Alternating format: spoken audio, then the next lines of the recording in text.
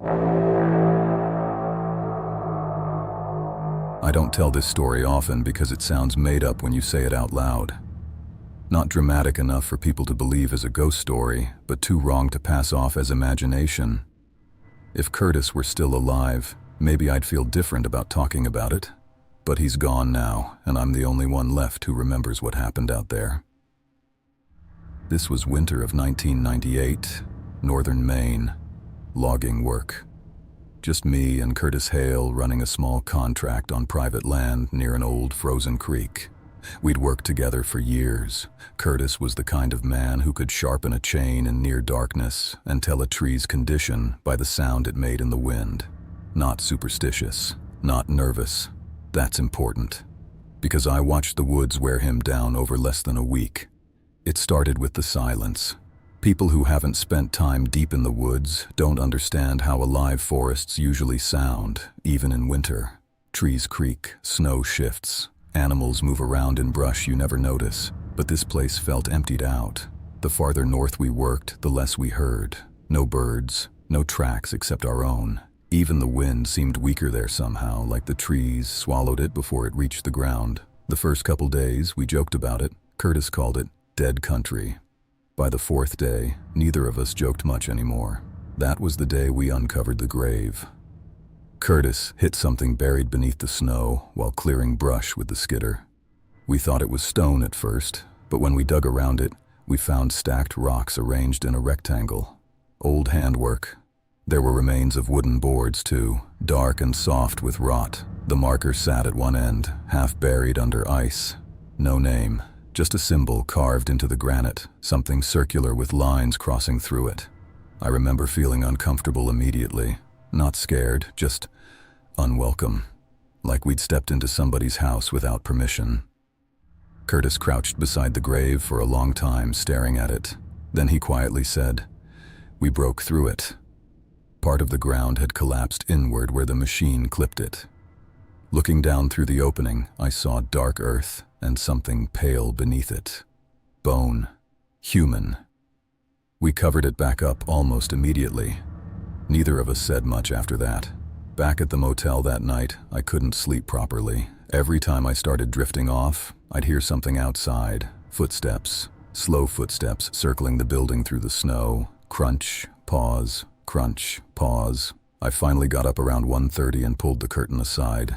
Nothing there, no person, no movement, but the snow outside my room had fresh footprints in it, bare footprints. I stared at them long enough for my eyes to start watering from fatigue.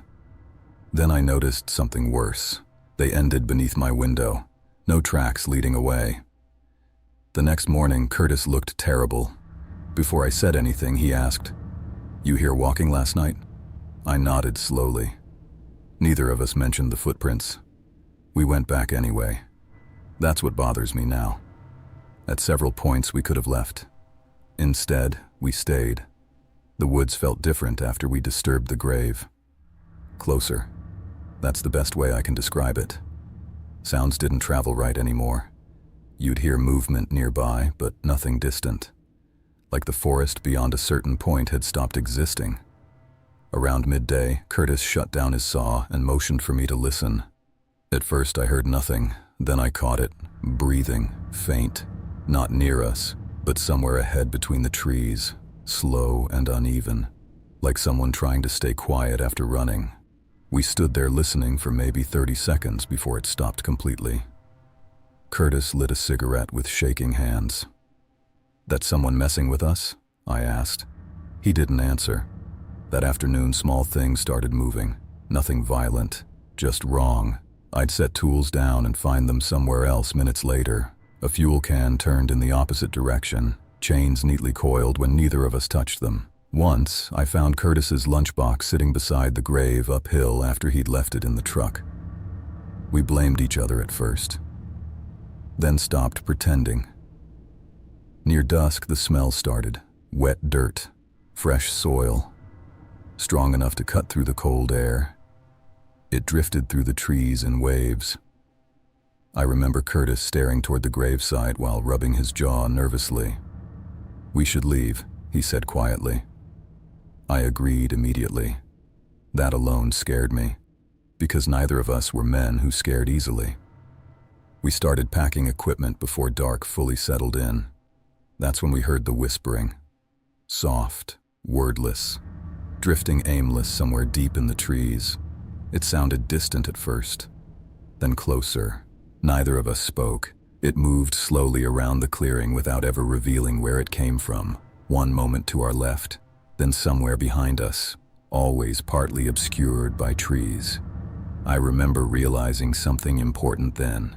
Whoever made that sound never stepped on snow. No crunching, no movement, only the whispering. Curtis muttered, "Don't look for it."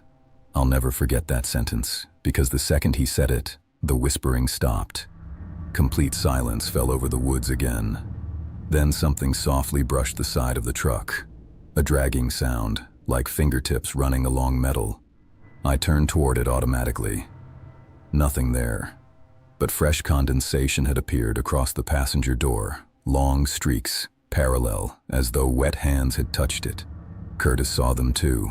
Neither of us moved for several seconds. Then, from uphill near the grave, came a low creaking sound.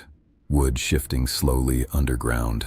Not loud, but deep enough to feel. I looked toward the trees before I could stop myself. There was someone standing there, at least I think there was. Tall shape between the trunks, maybe 30 yards away. Thin, motionless, not detailed enough to describe properly, but pale, too pale against the dark woods.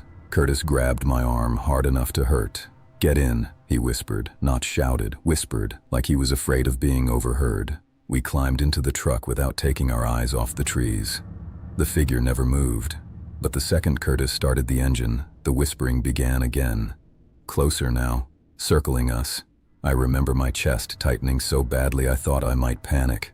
Curtis backed the truck onto the logging trail carefully, almost too carefully. Neither of us wanted to turn our backs on the woods. As we pulled away, something tapped softly against the rear window, just once. I turned around instantly.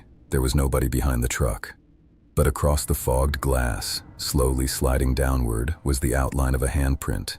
Long fingers, too narrow to be Curtis's or mine. We drove out in complete silence. About halfway back to town, Curtis finally spoke. Without looking at me, he said, "We opened something."